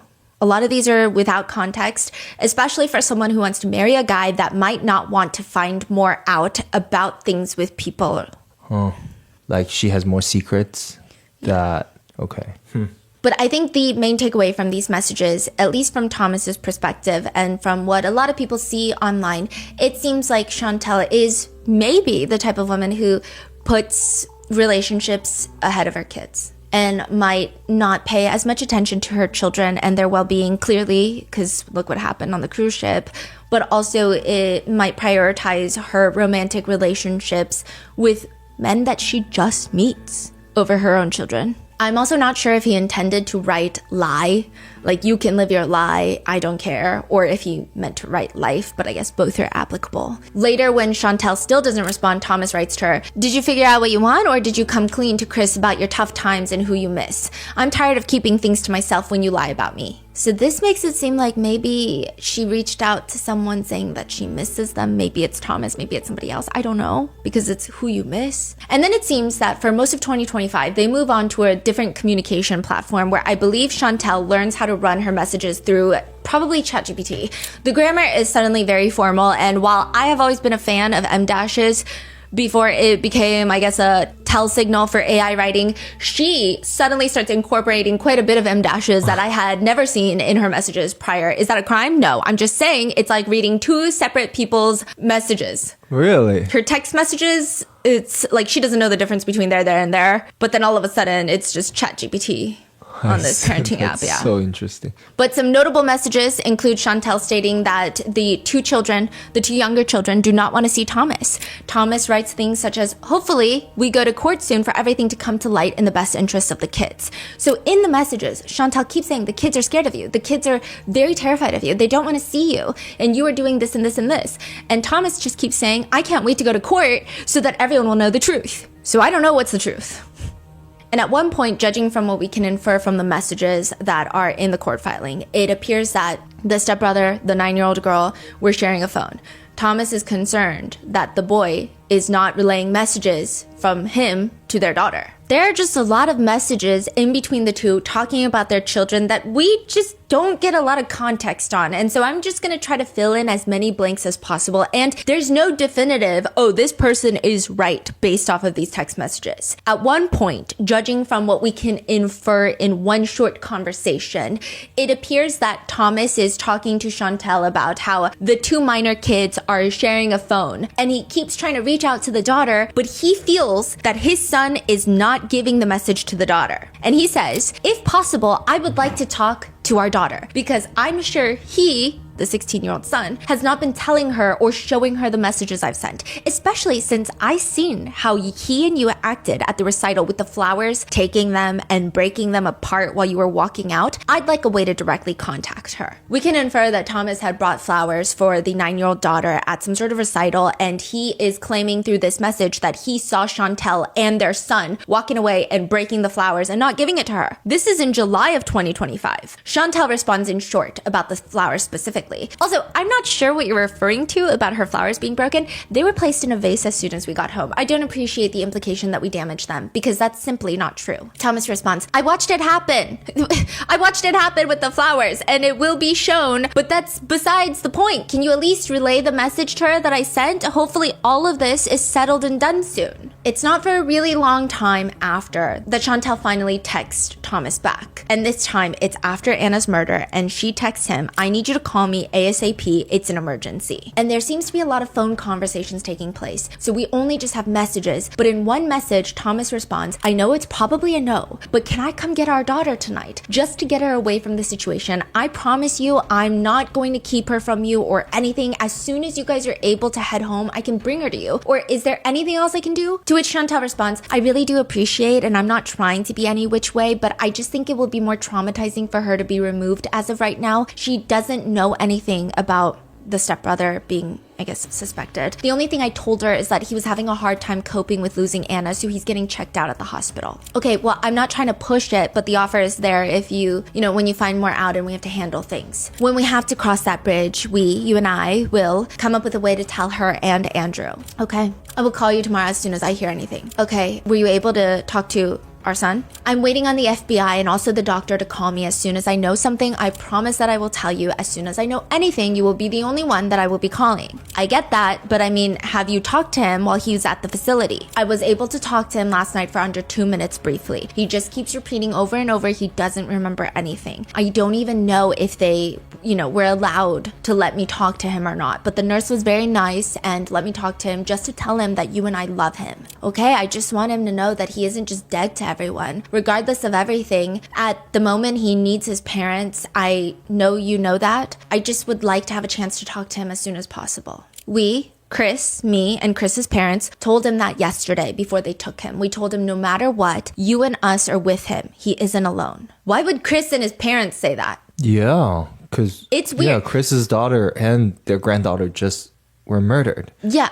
And he's the prime suspect right now. That's so, I don't know if I would sit there and start immediately filing for divorce. I mean, I don't think that I would blame anyone if they did either, but that's besides the point. But I think it's weird to behave in such a way without getting information unless, and I don't know if I'm being way too hopeful because from what I've seen so far online, I think that I am being way too giving them the benefit of the doubt. Perhaps Chris and his parents are playing the good guys to get more information out of Chantel to help the authorities, but I don't think that's the case. But that would be the best case scenario because it's just a little weird that right off the bat, they're so we're with you no matter what. I want you to know we're standing by. It's weird. But again, maybe Chantel's lying. Maybe none of this conversation even took place. Okay, I know everything is supposed to be hush-hush for now, but I've seen that it's still getting out with posts and comments between Facebook, TikTok, and stuff. I just want to make sure until things are certain that he doesn't get any unnecessary comments towards him. Chantel responds, nobody knows anything about him. He is a minor, so his name shouldn't be anywhere, and when we talk to the FBI again, we will reiterate that we do not want his name out there, and everything that's been posted on TikTok and social media, nobody knows anything, and everybody's just speculating. We know what I told you last night, and we'll know exactly more when the autopsy is done. Once we get the autopsy today, depending on what it says, depends on whether he's booked on these charges, and you will start seeing Anna's name. I understand, and no, his name wasn't mentioned in it. Just want you to be aware if you weren't aware. What exactly did you tell Andrew? I don't want to say something to him if you haven't told him. I've told him what I know, so he doesn't hear or see all the theories that are on social media that I've seen. I mean, there's a lot going on. He is okay, just kind of still hard for him to believe. Okay, he was asking me, I just didn't want to mention our son if you hadn't. So he's like, did you mention to Andrew that his little brother is a suspect? Chantel is like, okay, because he was asking me. I just didn't want to say anything if you hadn't said anything. I did. I didn't want anything else to be said online. I feel like he needs to be told the truth by us just so nothing is twisted. He knows not to tell anyone. Can I please talk to our daughter when you get a chance just for a little while? I won't say anything about her brother. I just want to tell her that I love her. I will call you back in a few. We are on the phone with the FBI victim specialist. Okay.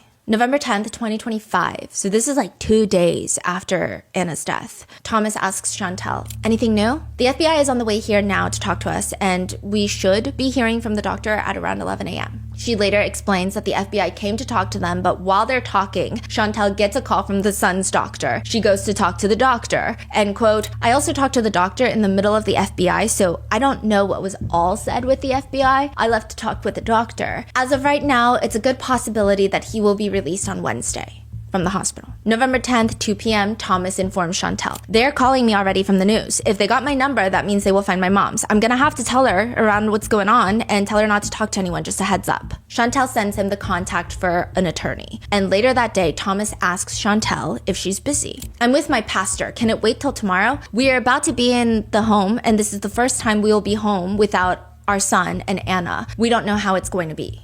Okay. Then a few days later, Thomas asks Chantel again if he can talk to their daughter. And she says, I spoke with her. At this time, she doesn't want to talk. I let her know that you care about her and that you love her. So they just won't let Thomas talk to the young daughter. Yeah. I mean, it could be as simple as the daughter has bad experiences with Thomas and does not like her biological father. It could be more on the conspiratorial side of things that people have been stating that it is kind of odd that Chantel, who really, I mean, this is like really conspiratorial and just out of pocket, I will say. But some netizens are just saying it's odd that Chantel, who prioritizes her marriage over everything, just won't send her 9-year-old daughter to go back to be with her biological dad so that she can probably comfort Chris and like make things right with Chris. I don't know, right? So they're just saying like it's just all around weird. No one knows what's true. Is Thomas bad? Is Chantel bad? Is every single one of them bad? I mean, I think across the board, it's pretty clear that Chantel is not good. Thomas responds, I want to hear it from her with everything going on. Chantel, I need to hear her. I understand where you're coming from, but I cannot force her to talk to you.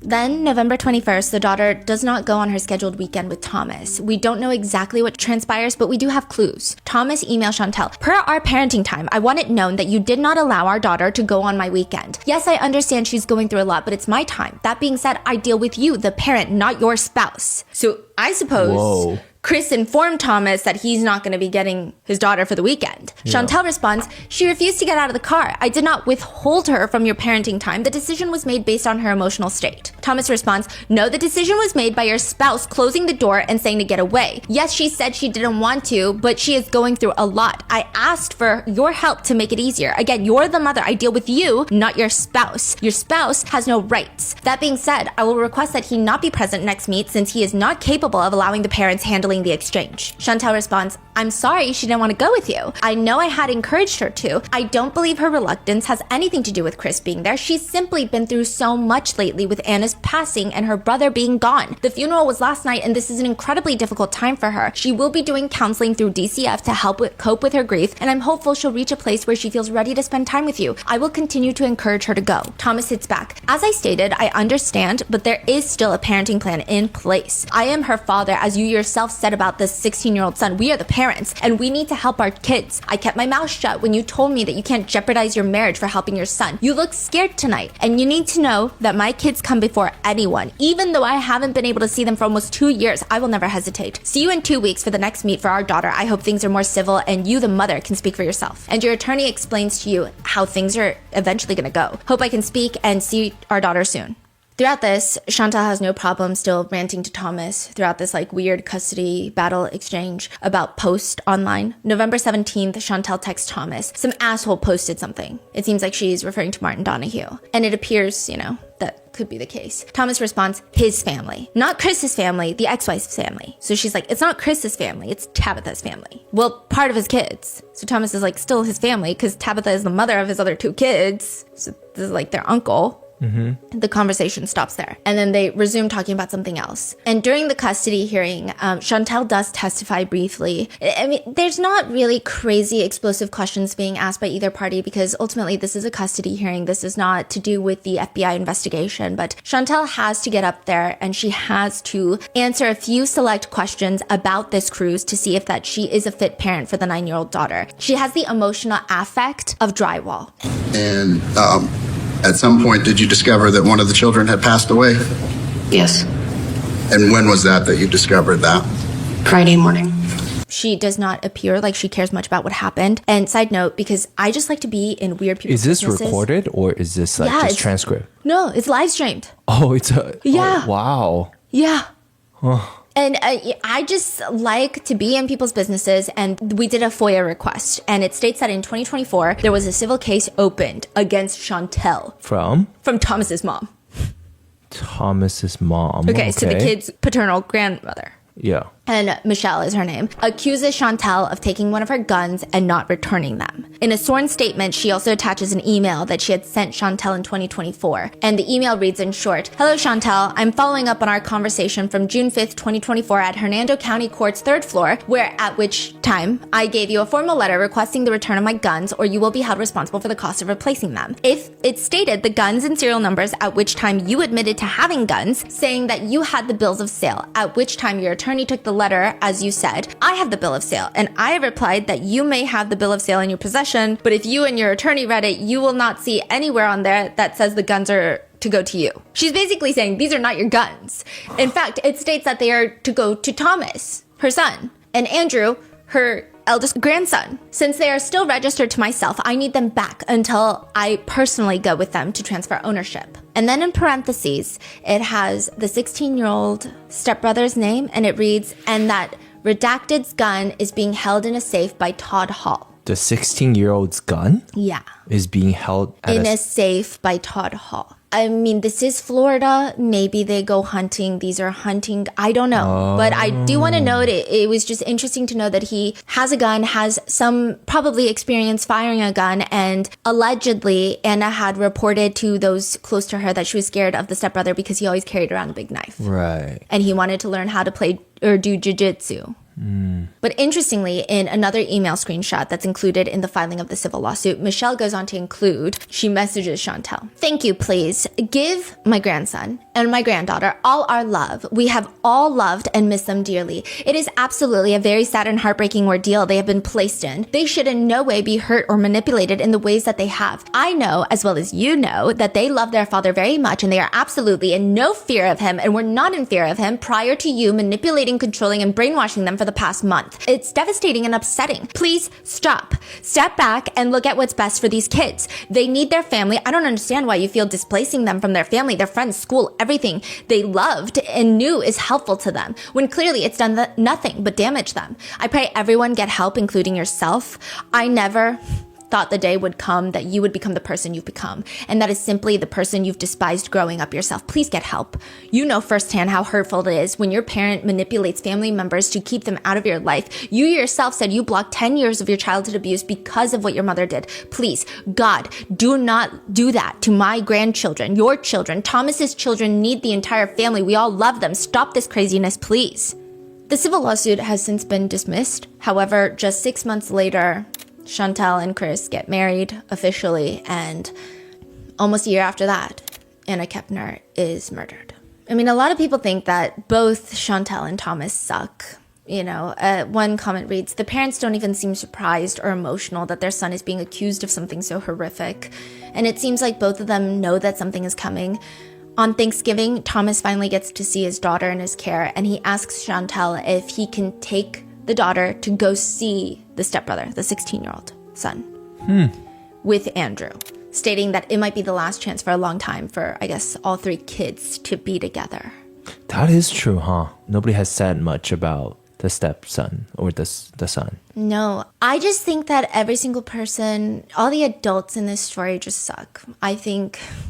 that is one thing, like, I feel like nobody's talking about so far. Like, even during all of this, like, nobody is angry for Anna, and nobody is shocked or surprised or confused about the son. Like, there's these emotions that we are all feeling, nobody's showing that.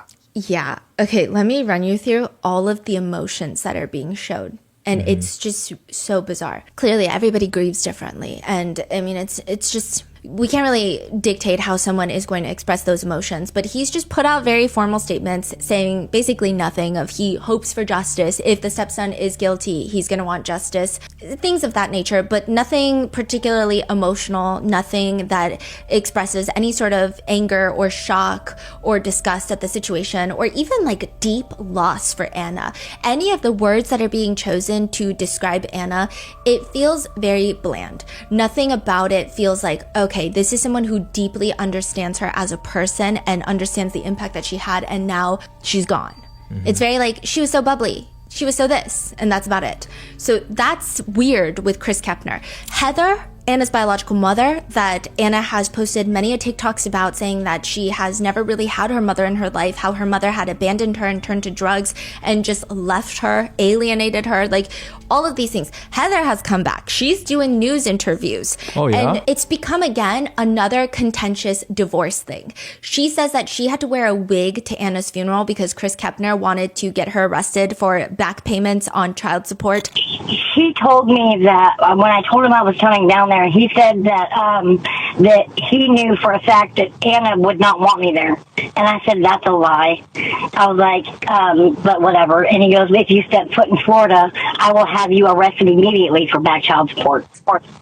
Yeah, I wore a wig and I wore some really tall high heels, so that way, you know, if he was looking for somebody short, he wouldn't see me. I don't know if that is a real threat Chris Kepner had, but then she comes out to tell the world that she had to wear a wig to her daughter's funeral. And people are like, I feel like the way, this is what netizens are saying, the way that she's describing wearing a wig, it almost feels like, haha, Chris, I got you. Like, you told me I couldn't come, but I went.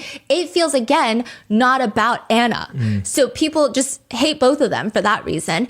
Tabitha and her family seem to be the only ones that are showing perhaps maybe misplaced anger in terms of maybe they shouldn't have been on X, maybe they should have been with federal investigators, maybe they should have been on X, I don't know, right? But they seem to be the only ones that show very genuine feelings of anger towards the situation. And Tabitha was in Anna Kepner's life from when she was 3 to 16 years old. Anna Kepner's ex-boyfriend, Josh, also has been one to come out to say that, no, the stepbrother is weird and he's creepy. Yeah. It doesn't seem like there's any ulterior motive. It's not like he's getting paid for any interviews. So that seems to be a very genuine feeling that he has. Now, then you go on to Anna Kepner's Mima and Papa, the grandparents.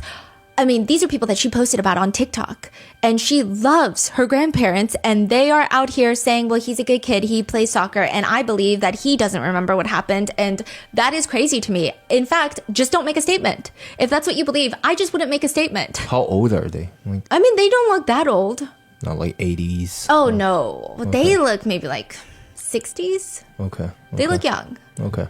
So it's just very odd behavior. I don't understand it. Again, the only way I could justify it in my mind is like, maybe Mima is undercover. Maybe she's trying to get Chantel to trust her so that she can blow the lid and tell the feds everything. But I don't think so. That's not the vibe she's giving. Yeah. Then you have Chantel Kepner, who's sitting here, like, doesn't care, has the emotional depth of drywall that has not even been painted with a pretty color. It's flat. She doesn't care. Even the way that a lot of netizens are trying to figure out what kind of personality Chantel is, and it seems like she prioritizes her romantic relationships. She's clearly not a good mom. I don't think you could ever, in any sense of the word, call her a good parent. And that's an opinion. But she just seems like a shit person.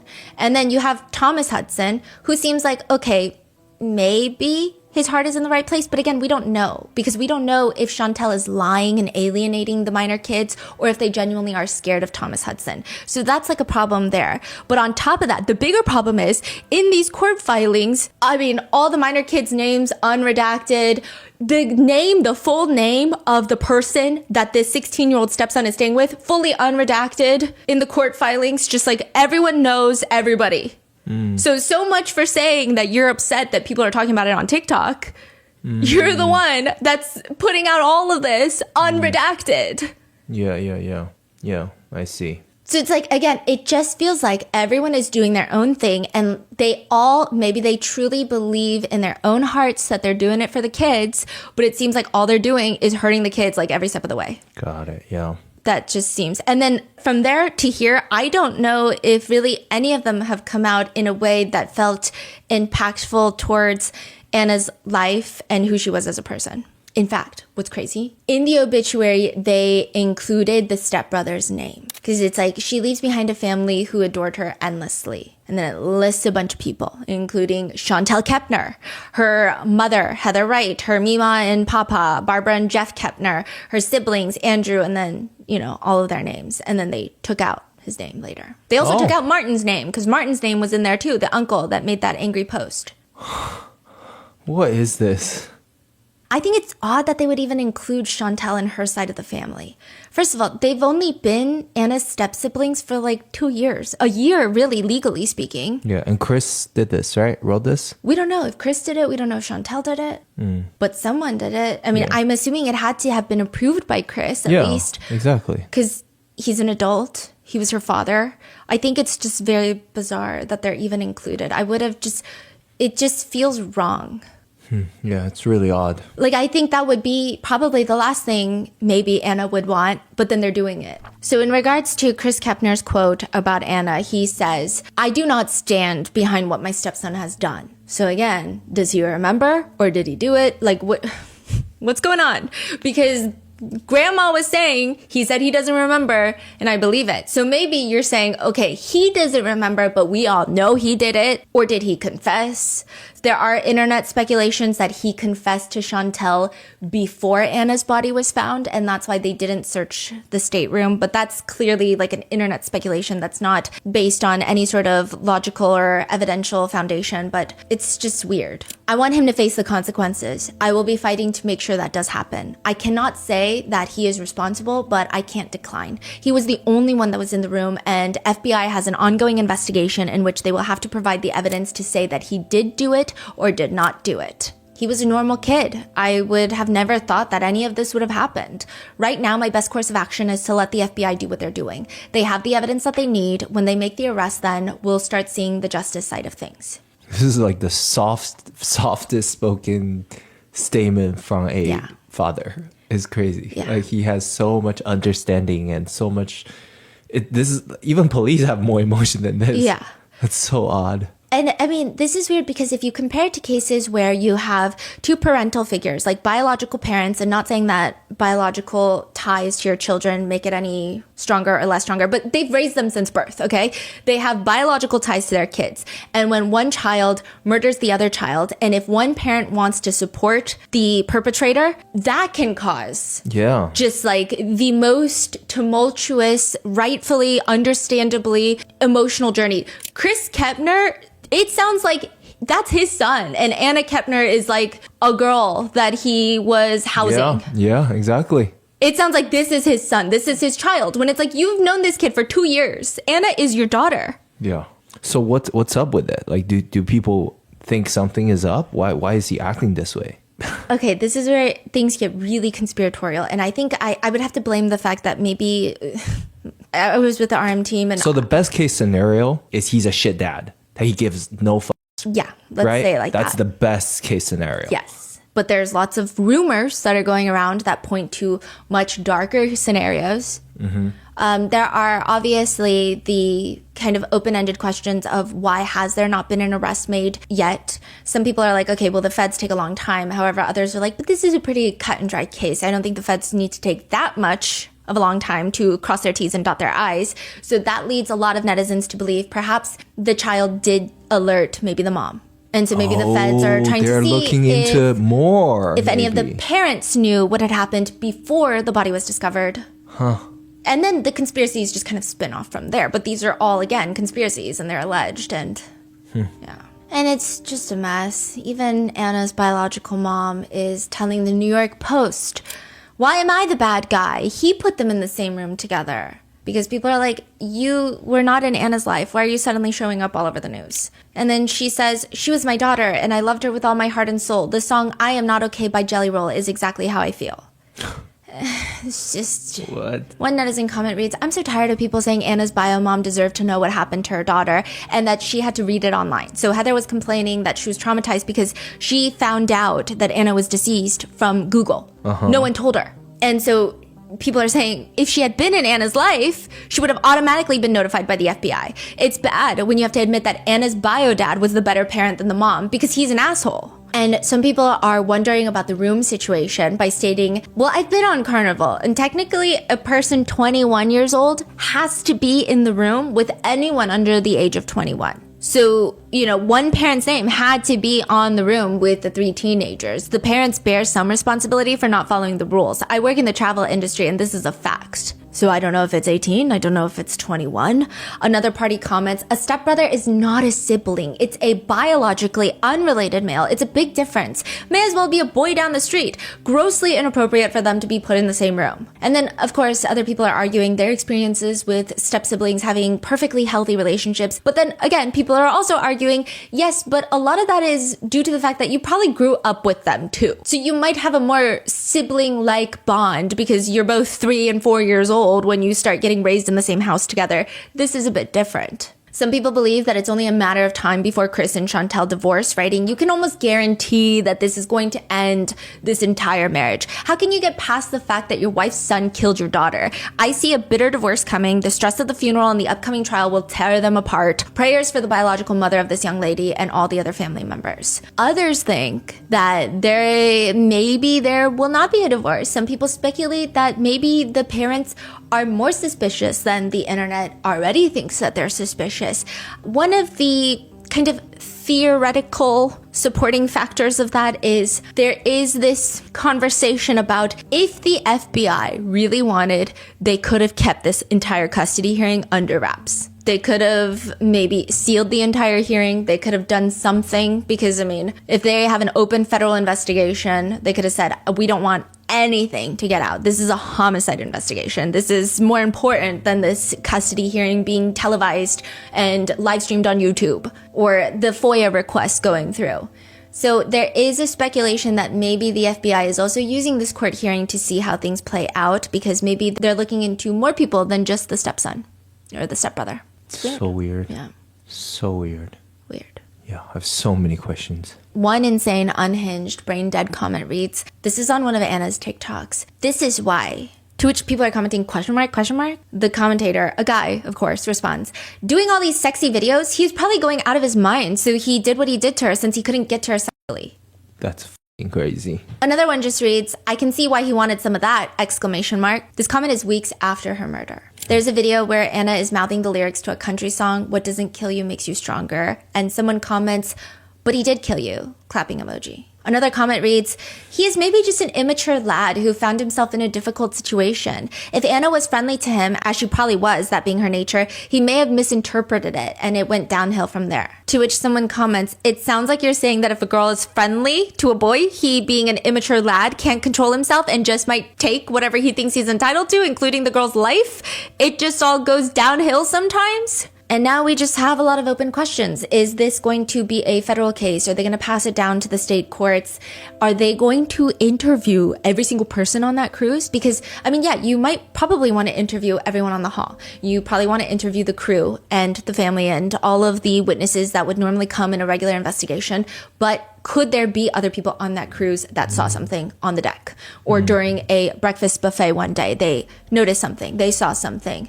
Are they combing through all the hours of security footage? How long is all of that going to take? And until then, this is what we know so far. What are your thoughts on this case? What do you think is going to happen? Do you think that there are other parties involved, such as any of the adults? If you're a parent, would you do the room configurations like this, or is this just so out of the mind of a regular person? What are your thoughts? Let me know in the comments, and I will see you in the next one.